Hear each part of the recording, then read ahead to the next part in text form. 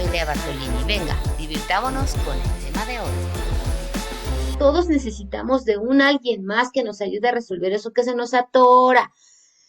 Bueno, es común que nuestro ego se ponga reacio a recibir cualquier tipo de feedback, por suponer que pues yo todo lo puedo resolver con los medios que tengo y no, efectivamente no es posible. Cada vez la vida se va haciendo más compleja y en esta complejidad necesitamos de otro o alguien que nos ayude a dar feedback, porque pues bueno, además son algunas de las peculiaridades del ego en el que él no se puede ver a sí mismo. Necesitamos a otro ser humano que haga las veces de espejo y entonces nos ayude a observar lo que nosotros no podemos observar. De manera simbólica, es como si te pidiéramos que pudieras describirnos tu nuca, viéndola con tus propios ojos o sin ningún tipo de ayuda. ¿Verdad que no es posible? Ah, pues igualito con el ego. Y ahora resulta, amigo, que eres bien susceptible. Ahora resulta que no te gusta que te hagan el, pensar y que te hablemos de manera directa. Ay, qué exagerado, dirían mis amigos doble. Ahora resulta que no dices groserías, pero ¿qué tal las haces, amigo, no?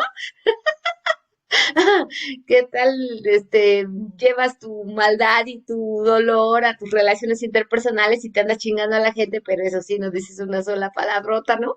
O vas todos los días a la iglesia, digo, con todo respeto, ¿no? O los fines de semana, y no está de más que leas tu Biblia y que vayas a la iglesia y que hagas esto de, o cumplas con este ejercicio y deber moral de la oración y de la meditación, pero pues si no estás viendo resultados favorables en tu día a día con tus relaciones interpersonales, en donde puedas aplicar el perdón, el amor, la compasión, la gratitud y todas estas virtudes de las que hablábamos el otro día, pues te digo, ¿no? Porque no te está funcionando, amigo.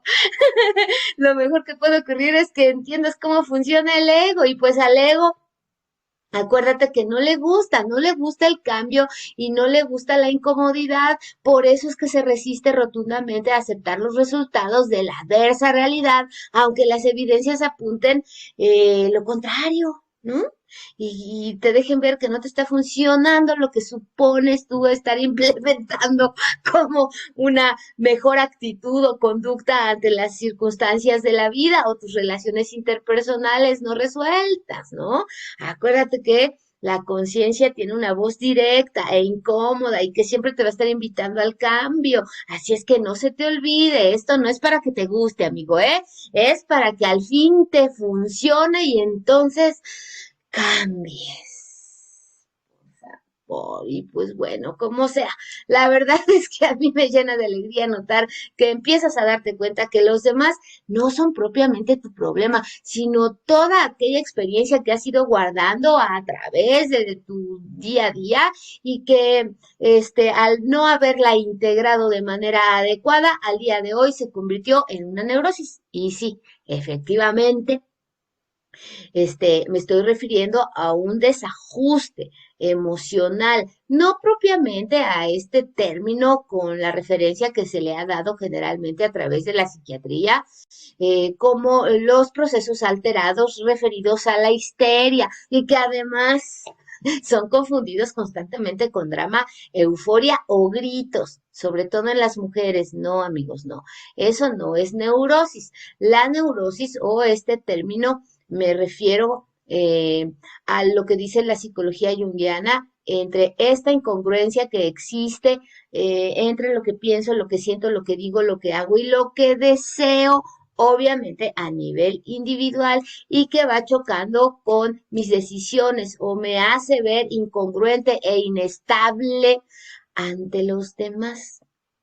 Y si hablamos de neurosis a nivel colectivo, pues es todo aquello que yo no acepto de las personas o de los demás grupos, ¿no? Que puedan estar alrededor de mí y que, bueno, con el tiempo terminan por convertirse en una resistencia, esto que no me gusta, y bueno, que resistencias a las que le hemos puesto por nombre prejuicio. Y entonces, a partir de estos prejuicios, suponemos ir tomando decisiones o catalogando a las personas, emitiendo juicios de valor y poniéndolas en jerarquías que van de lo absurdo a lo eh, irracional. Y entonces, pues desde ahí nos relacionamos y catalogamos a los seres humanos. Pero bueno, como sea, lo que a mí me gusta muchísimo es que está funcionándote. Y bueno, cuéntame, ¿cómo te fue con el tema anterior?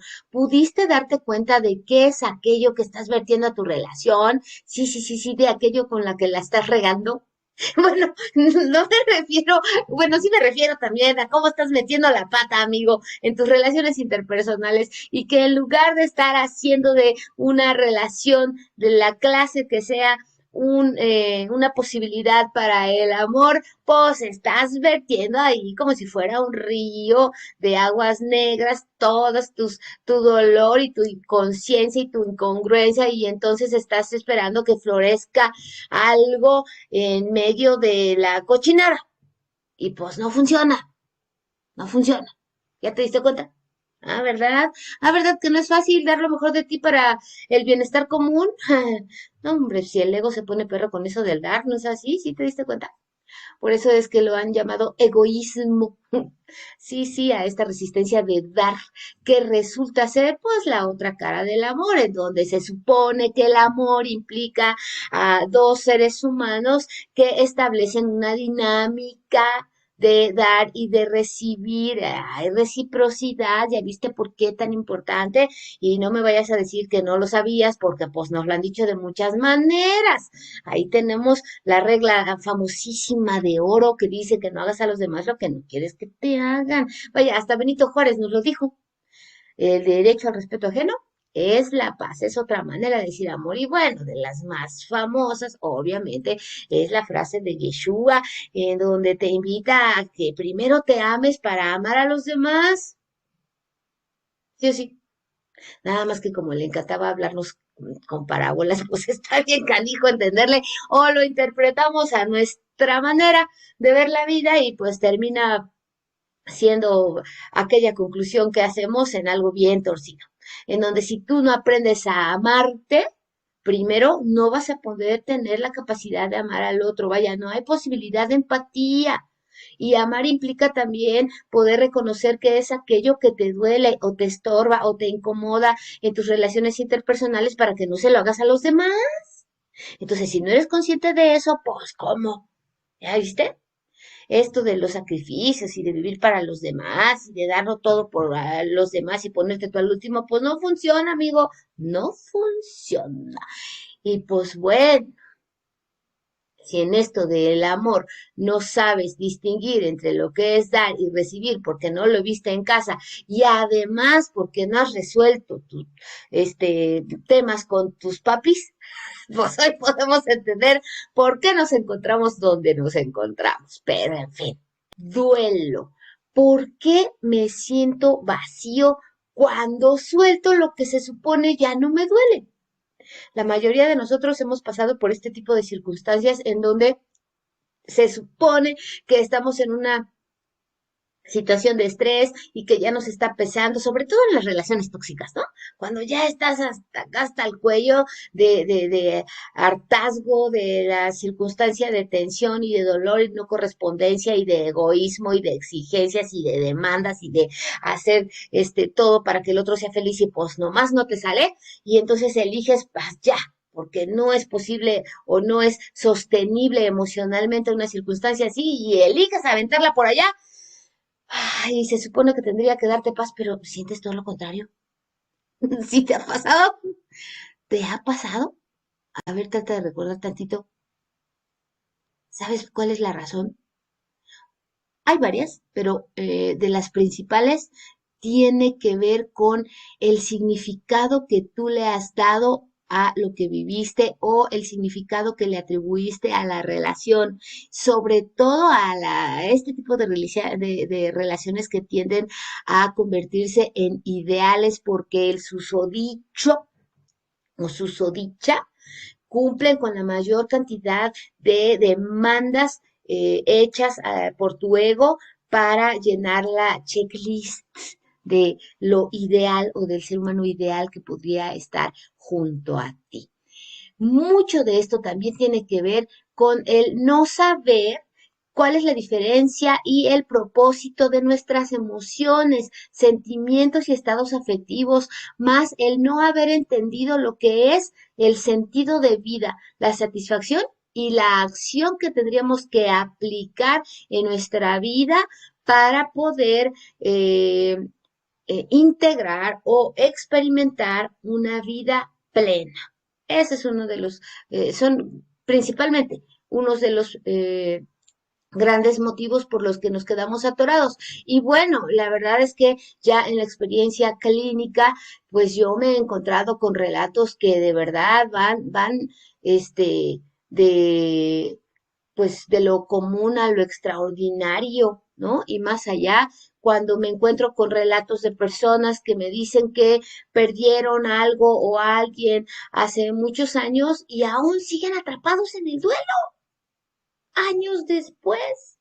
Y no te estoy diciendo dos, estoy refiriéndome que hay personas que se quedan atrapadas en un mismo evento de dolor por más de 20 o 30 años y todos los días siguen repitiéndose la misma historia y esta historia es justo la que los ha ido consumiendo. De verdad, resulta inverosímil. Y mucho de esto también tiene que ver con que no nos enseñaron a aplicar los principios de la conciencia, es decir, el principio de realidad y el principio de neutralidad, en donde nada tendría que tener una clasificación o nada tendría que convertirse en una conclusión absoluta para definir las circunstancias de la vida. Y estamos ahí atrapados en nuestra burbuja de dolor, en el evento que nos lastimó y que seguimos recordando todos los días. ¿Qué pasa? Además, ¿no? De revisar el significado que le hemos otorgado a las circunstancias. Y pues bueno, esto resulta ser el drama que hemos establecido de manera particular gracias a el establecimiento de el famoso yo y el mío, que resultan ser circunstancias individuales que nos ayudan a establecer los límites entre unos y otros, mas no deberían de quedarse ahí como condiciones de posesión. El suponer que algo me pertenece porque tiene mi nombre, eso también es lo que agrava la circunstancia de soltar. Y bueno, utilizamos muchísimo estos dos conceptos para poder referirnos a lo que es y lo que no es mío. Y esto va haciendo cada vez más compleja la entramada de factores que nos evitan seguir viviendo el día a día, pues, para fluir con la vida. Ni bueno ni malo, pero pues esta es la situación que nos llena de confusión a la hora de relacionarnos y de crear lazos afectivos y sobre todo de poder identificar cuando una relación me está beneficiando o no. En fin, y bueno, lo mejor que podemos hacer es irnos a la práctica y a la teoría para poder resolver un poquito acerca de esto que nos tiene atorados. Y ahorita me viene a la mente la famosa teoría de duelo de la doctora Elizabeth Kubler-Ross que propuso por allá de 1970, que habla justamente de las famosas 5 etapas de la negación, de la ira, del miedo o la negociación, la tristeza y la aceptación en donde, bueno, yo te comento, aunque todos hemos escuchado un poquito de esta teoría, la realidad es que esta teoría o estas etapas no son consecutivas. Podemos quedarnos varados en alguna de ellas o estar brincando de estado de ánimo a otro hasta no integrar por completo con lo que representa el evento, ¿ok? En donde ni bueno ni malo en realidad para la psicología humanista y para un ser humano que no tiene la colaboración de un especialista para ayudarlo a integrar un evento de esta clase, pues sí, efectivamente, se experimentan las 5 etapas, las 5, ¿ok? Pero cuando estamos en otro tipo de escenarios y en algún lugar en donde podemos tener el apoyo terapéutico de un alguien que nos ayude a observar en qué lugar estamos, pues el camino se hace más corto y pues esto es lo que promueve el psicoanálisis, amigo, y eso es algo que a mí me gusta muchísimo, en donde para la perspectiva del psicoanálisis nada más existen 2 etapas, la negación y la aceptación. O sea, son procesos cognitivos que son posible integrarlos de manera inmediata a través de algún ejercicio que sea efectivo para que me ayude a mí a integrar este evento y deje de estar atrapado yo en los escenarios emocionales que obviamente construye mi mente. Acuérdate. Acuérdate, es aquí en donde la mayoría de las personas experimenta la vida, en su mente. Aunque a mí me vengas a decir que te levantaste y que comiste y que fuiste acá, generalmente las personas que no son conscientes viven en su mundo y desde ahí interpretan todo. ¿Ok? Otra de las teorías que me viene a la mente para poder resolver este tema del duelo es algunas de de las teorías de inteligencia emocional que todas proponen de manera general adquirir cierto grado de autodominio ante los impulsos afectivos. Híjole, amigo, pero te voy a decir algo, aquí lo que se complica es que si tú no sabes con claridad cuáles son las emociones y cuál es la diferencia entre emociones y sentimientos y entre los sentimientos y los estados de ánimo y además si no sabes con claridad cuál es el propósito o intención biológica de tus emociones en ti, te vas a atorar y vas a empezar a discriminar algunas de las emociones que la mayoría de las personas al no saberlas manejar o integrar, pues avienta abajo de la cama. ¿A cuáles me estoy refiriendo? Al miedo, a la ira y a la tristeza. Y date cuenta, la mayoría de las personas en este sistema económico de idealización, en donde pues la mayoría de las cosas que te proponen amor y felicidad las encuentras frente a una pantalla, ¿no? ¿Y qué le hacemos con el miedo, la ira y la tristeza? Escóndelas, anúlalas, porque no te funcionan. ¿Verdad que sí?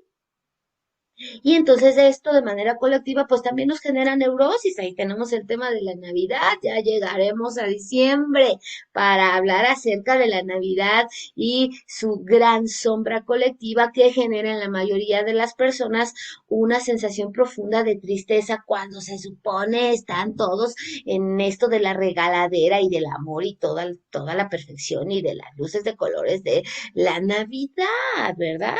Y pues bueno. ¿Qué te digo? Pero para eso necesitamos tener una perspectiva más clara acerca de las emociones y para qué están allí.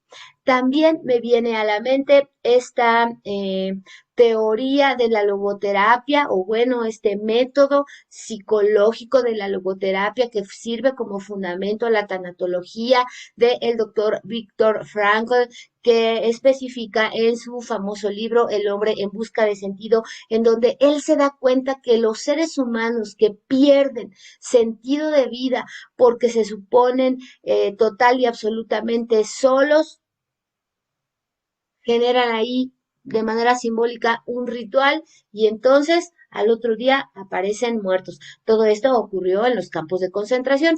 No te voy a dar más spoilers. Mejor lee el libro y verifica esto que te estoy diciendo. ¿Ok? Y bueno, para poder entender, obviamente a mayor claridad, qué es lo que estoy tratándote de decir con este tema, podríamos tocar también acerca de lo que significa el símbolo en la teoría de Jung, que es fascinante y bueno, los símbolos en realidad son la manera sencilla o el lenguaje sencillo que utiliza nuestra psique inconsciente para ayudarnos a interpretar el día a día. en donde lo importante a todo esto es que tú puedas entender que la mente piensa a partir de imágenes, imágenes a las que le atribuye conceptos, y estos conceptos con el tiempo se convierten en símbolo, y los símbolos nos ayudan a obtener una fácil interpretación en el día a día, ¿ves? Por eso es que es importante entender cómo es que funciona la mente. Y bueno, es muy fácil si tú te das a la tarea ahorita de recordar uno de estos sueños extraños en donde dices, ay, bueno, porque soñé a mi tía Panchita, en bicicleta, ¿no? Y que la interpretación de los sueños, como lo hizo Freud y lo hizo Jung en su momento, no es tan sencilla, así como para que tú te metas a algún lugar de Google y preguntes qué significa haber soñado a tu tía en bicicleta y te dé una respuesta que tiene que ver más con el pensamiento mágico y con el desconocimiento acerca de cómo funciona la mente, la tradición y todas estas cosas, ¿verdad? Las supersticiones, que lo que realmente significa. Los sueños necesitan interpretarse persona a persona. No es posible generalizarlos. Uy, ya después hablaremos de los sueños, ¿ok? Pero volviendo al tema, ¿qué es aquello acerca de lo que hace que yo me quede atorado en este tipo de eventos que me causan tanto dolor y que se supone tendrían que traerme paz? Bueno, lo primero que hay que diferenciar, amigo, en este punto son tres conceptos que van a hacer la diferencia. Es decir, el concepto de duelo, de luto y de pena, en donde el duelo es este proceso emocional natural que involucra sentimientos de tristeza asociados al significado que yo le atribuí al algo o a ese algo que supuse mío y que ahora me veo pues desprovisto de él, o sea, que perdí, ¿ok? En donde algunas de las perspectivas psicológicas sugieren que el tiempo eh, para superar o la integración de un duelo es aproximadamente de 2 años. Pero ¿qué crees? La verdad es que yo no estoy de acuerdo con eso.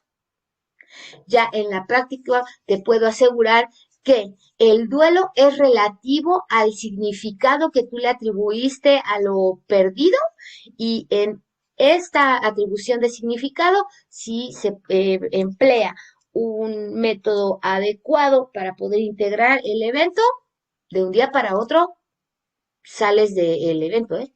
Vaya, en 2 horas. Mis pacientes lo saben.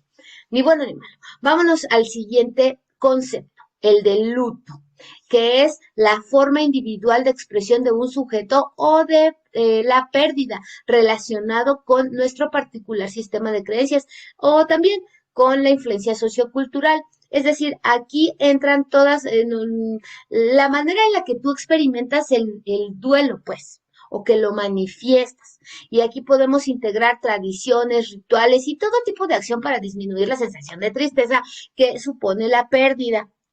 Y bueno, en México tenemos varias tradiciones, ¿no? Como el Día de Muertos, o en Estados Unidos como celebran también este tipo de acciones y circunstancias y rituales y tradiciones de los muertos, etcétera. Hay muchísimas cosas. Vaya, incluso de manera personal hay personas que se dan a la tarea de irse de viaje o de vender cosas o de cambiarse de casa, todo con la intención de disminuir el sentimiento de la tristeza.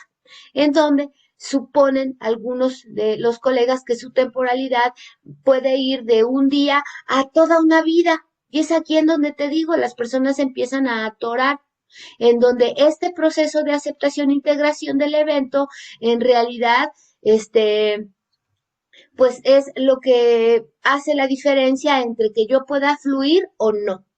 ¿Sale? Entre que yo pueda seguir experimentando el mismo dolor todos los días o seguir con la vida. O sea, el luto es todo lo que yo hago para liberarme de lo que representa el dolor, y si no logro alcanzarlo a través de algunas de estas acciones, entonces Mi mente lo único que va a hacer es estar recordándome y manteniendo en el presente el evento como si hubiese pasado hoy, el mismo evento durante los siguientes 35 años de vida. A donde esta circunstancia nos va a pasar al siguiente concepto, que es el de pena. Si has escuchado, hasta hay canciones, ¿no? Que dicen, tengo una pena, como el de la Bikina, como en la canción de la Bikina, en donde esta pena es el periodo de tiempo en el que se percibe el sentimiento de dolor con respecto al duelo o lo que se supone perdido, en donde su temporalidad, pues bueno, se supone, amigos, que la temporalidad de esta circunstancia psicológica podría disiparse en el momento mismo en el que yo siento el famoso alivio emocional.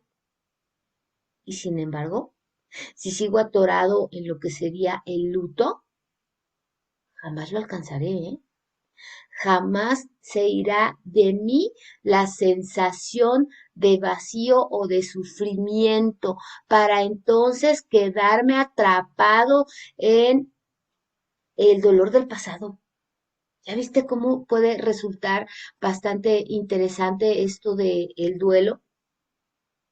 Yo sé que no es nada más hacer como que no pasó. No. Lo interesante de la psique también es que tú logras entender que la psique es como un libro empastado o encuadernado. No es posible que tú le arranques una hoja sin que la rompas o sin que te traigas otras cinco. No, no, no, no, no. De hecho, hay un concepto que Jung maneja y esta es la respuesta a lo que estamos hablando, la resignificación del dolor. No es que tú arranques o anules o rechaces o hagas todo lo posible por ignorar estos días de dolor o de sufrimiento, porque así se los ha atribuido, ¿sale? Y hacer como que pasó nada. No, lo que se necesita es darles otro final y poder entender el propósito de la experiencia para que estas experiencias, como van a ser guardadas allí como muchas otras, ¿sale? En nuestro mundo inconsciente, para poder, pues, decir que fueron integradas de manera adecuada, estas experiencias tendrían que tener un significado más elevado para que éstas dejen de proporcionarnos una sensación de vacío o de dolor. Es aquí en donde si nosotros no entendemos qué son las emociones y para qué sirven las experiencias, pues nos vamos a quedar atorados. ¿Sale? Por lo tanto, me encantará de manera muy general hacerte saber para qué sirve cada una de las emociones. Las emociones a nivel biológico son la ira, el miedo, la tristeza, la alegría y el amor. ¿Por qué a nivel biológico? Porque estas se encuentran allí como parte de la preprogramación instintiva a manera de estadios emocionales o predisposiciones anímicas como las referenció Jung, que tienen la intención de ayudarte a reaccionar de manera inmediata ante una circunstancia que pone en riesgo tu vida en este momento o en el presente. ¿Sale? Las emociones, amigo, noticias, se viven en el presente y sirven para salvarte la vida.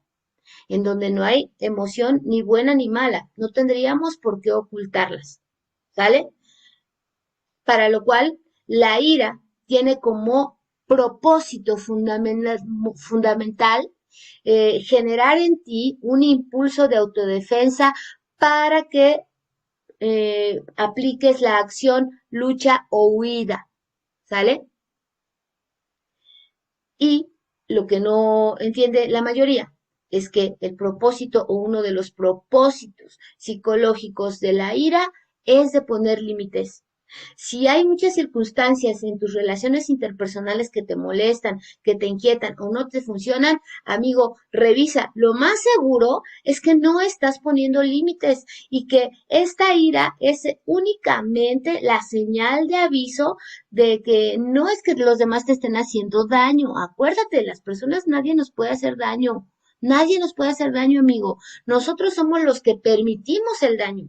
Y si estás constantemente en un estado de ánimo, de irritabilidad, quiere decir que la ira ya lleva demasiado tiempo contigo y de la ira o de un evento emocional de ira en donde te pones al tú por tú, ¿sale? Se extendió y tú ya le diste una connotación de juicio. Es decir, tú ya generaste pensamientos que tienen que ver con las amenazas o pensamientos del tipo de los dominantes y entonces al estar todo el día replicando esta sensación o este sentimiento de frustración, pues al paso del tiempo se va a convertir en un estado de ánimo, de mal humor y no te vas a aguantar con nadie. Entonces, ¿cuál es la evidencia? Te decía yo, pues que te está faltando poner límites, amigo. Así es que deja de quejarte de los demás. Tú eres el que no está acomodando las circunstancias a manera de proteger tu yo del ego de los demás. Así es que deja de quejarte y pon acción. Lo mismo o algo similar pasa con el miedo. El miedo lo que va a provocar en nosotros es una sensación de vulnerabilidad que se va a convertir con el tiempo en un impulso de autoprotección que además viene acompañado de pensamientos preventivos. Ojo, el miedo es una posibilidad anímica que nos ayuda a generar un escenario probable en el futuro, pero eso no significa que sea real. Las personas que viven atrapados en el miedo o que su miedo está desbordado en sí mismos, son personas que sufren de brotes de ansiedad, de angustia y que siempre están paranoicos, amigos. Ojo, si tú eres de estas personas, lo más probable es que tú estés creándote escenarios irreales o tu mente ego está creándote escenarios irreales que lo más probable es que no van a pasar. Pero como no sabes diferenciar entre realidad y fantasía, pues te quedas atrapado, en donde lo que tú no sabes es que el propósito del miedo es de prevención, pero si en esta prevención no sabes separar realidad de fantasía o de los productos de tu mente, pues estos escenarios con el tiempo se van a convertir en fijación, después en obsesión, y si a estas obsesiones le agregas dolor, pues, ¿qué te digo? Se van a convertir en odio o en una resistencia hacia el futuro. Por lo tanto, siempre te veremos temblar. Ahora, vámonos con la tristeza. La tristeza siempre va a generar sensaciones de vacío. Y aquí es en donde empezamos a relacionar, ¿ya viste? Es en la tristeza en donde encontramos esta sensación que se va a convertir al tiempo en un impulso de aprehensión o preocupación que va acompañados de pensamientos de nostalgia referidos principalmente al pasado. Es aquí en donde la mayoría de las personas se queda atrapada. Las personas que viven atrapadas en el pasado y que suponen haber generado un estado anímico de depresión, son personas a las que les encanta estar viviendo en esa temporalidad psíquica. Y bueno, yo no descarto esta idea de que así igual como un día puede dejar de funcionar nuestro hígado, también tu cerebro puede dejar de funcionar de manera adecuada y provocarte algún tipo de malestar emocional o mental, que tengas que tomar medicamentos para sentirte mejor, pero ¿qué crees? En su mayoría la depresión es un mal que tú te provocas, es un malestar que las personas que les encanta vivir en el pasado recordando lo que no sucedió o lo que sucedió de manera dramática y exagerada, se provocan solas. Así es que basta. El propósito de la tristeza es la integración del dolor a través de la reflexión.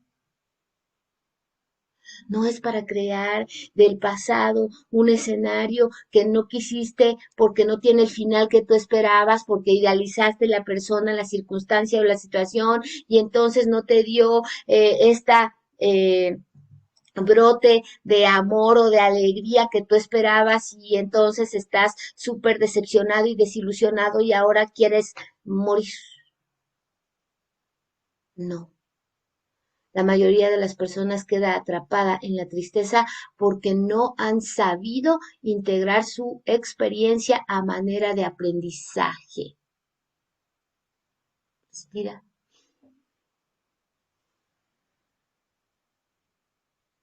No estamos disminuyendo tu dolor. Lo que estamos queriéndote hacer ver es que tú eres el que ha elegido vivir en esta temporalidad psíquica cuando ya han pasado muchos días o muchos años que separan este día o este evento del día de hoy y aún ahí tú sigues eligiendo vivir como si el evento de pérdida hubiese pasado hoy mismo. Y sabes que no solo para ti es pesado. Las personas, aquellas que estamos a tu alrededor y que te vemos sufrir, también vivimos tu sufrimiento. Así es que basta.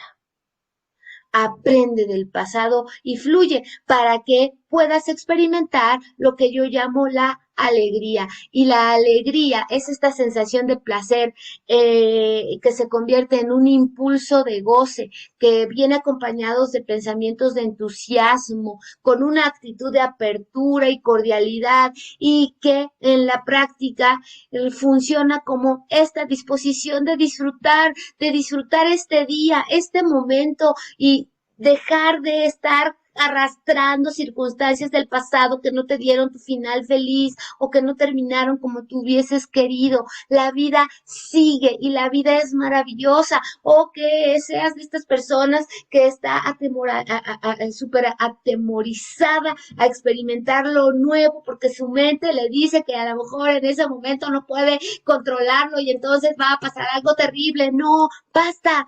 Basta, si tú no sabes aprender a disfrutar o no dispones tu día a día, tus circunstancias, tus relaciones o todo lo que tengas que hacer en este día para disfrutar la vida, va a estar tu ego atrapándote en estas dos temporalidades y por lo tanto vas a evitar poder sentirte pleno y en esta plenitud disfrutar del amor.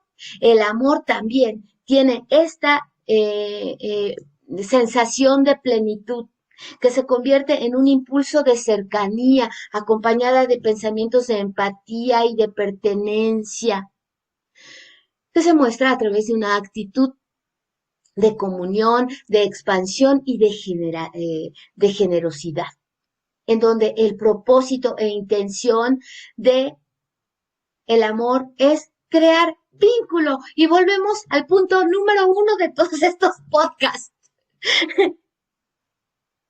Generar vínculo o crear un vínculo, un lazo afectivo robusto que me acerque a ti, que me ayude a disfrutarme, a disfrutar o a disfrutar del momento para aprender y seguir fluyendo con la vida. Así es.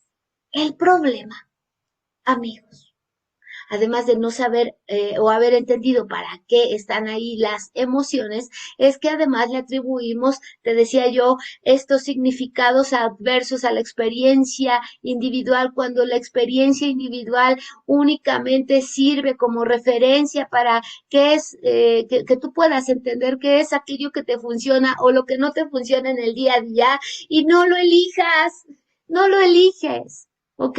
Y ya.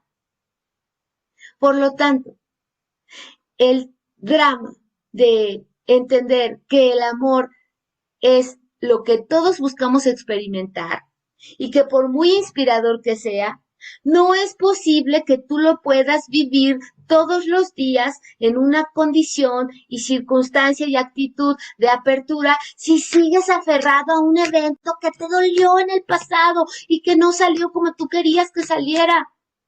¿Por qué? Porque no aprendiste a neutralizar los eventos, a dejarlos sin poner una jerarquía, a no atribuirles conclusiones, adjetivos, historias o no convertirlas en un guión que debería haber ocurrido. Y entonces supongas que la vida, Dios o los demás son injustos porque esto que tú estás eligiendo experimentar a través de tus emociones no te resulta inspirador. Basta. Así no funciona. ¿Ok? Respira.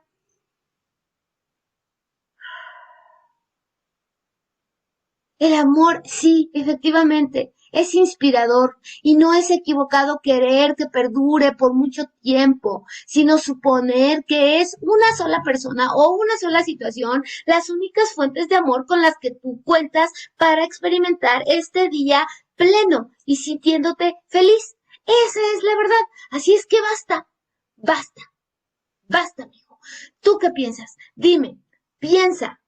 Y comparte, ¿te has quedado atrapado en estas circunstancias en donde no has querido pasar a otra temporalidad, o sea, a este momento sin historias, sin juicios, sin conclusiones, sin sufrimiento y nomás supones no poder salir y además necesitar de pastillas para salir de ello? No, amigo. No, no es necesario llegar hasta ahí. Tú mismo puedes hacer el cambio el día de hoy. Así es que cuéntame, cuéntame.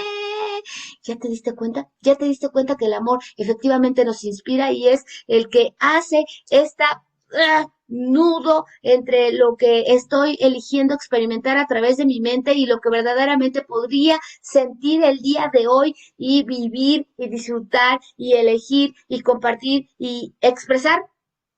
¿Tú qué crees? Y vámonos al final. ¿Qué nos toca? ¿Qué nos toca para poder salir de esta circunstancia que nosotros mismos nos generamos a través de nuestras emociones y que el duelo podría ser muy sencillo integrarlo siempre y cuando podamos entender el porqué y el para qué de las circunstancias en nuestra vida, en donde la gratitud, que es el gran sentimiento del amor, nos ayuda a integrar las experiencias por muy adversas que éstas sean. Entonces, ¿qué nos toca? Renuncia a seguir invirtiendo la energía y tiempo a aquello que ya no es decir, a lo que ya no está presente, a lo que no ha de volver o a lo que no te funciona como motivación para enfrentar el día a día. La energía vital que les inviertes no la recuperarás jamás. Jamás podrás generar una misma circunstancia o una misma situación simplemente porque hoy es otro día. Pero eso no significa que no podrás volver a replicar escenarios o momentos como esos. Así es que basta de sufrir de manera innecesaria y de crear tú mismo tu prisión de dolor en el que supones que la vida no vale la pena y estás dispuesto a morir en agonía los siguientes 30 años de vida. Basta. ¿Qué te toca hacer de manera individual? Busca nuevas fuentes de inspiración, enfócate en ti, en tus metas, en tus proyectos, hasta en tus sueños más elevados y deja de elegir el pasado y el sufrimiento como referencia de vida. Basta, la vida es increíble aquí y ahora, en cada momento, cuando se vive sin historias. Basta, te toca crearte una vida tan fascinante que no tengas tiempo de sufrir para que no te quedes abrazado al pasado y peor aún a alguien que no te inspira o que no te correspondió. Así es que recuerda, tú has sido diseñado para amar y el amor es la energía que crea al universo. Deja pues de culpar a los demás por suponer que ellos son los responsables de hacerte amar o de ayudarte a amar o de llenarte de inspiración cuando es a ti al que te toca. Basta. Los demás lo único que podemos darte son lecciones de cómo vivir y de cómo no vivir.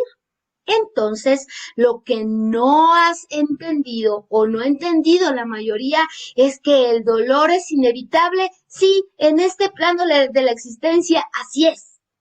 Pero El sufrimiento, amigo, se elige. Así es que basta. El amor, al ser energía, no se crea ni se destruye, únicamente se transforma.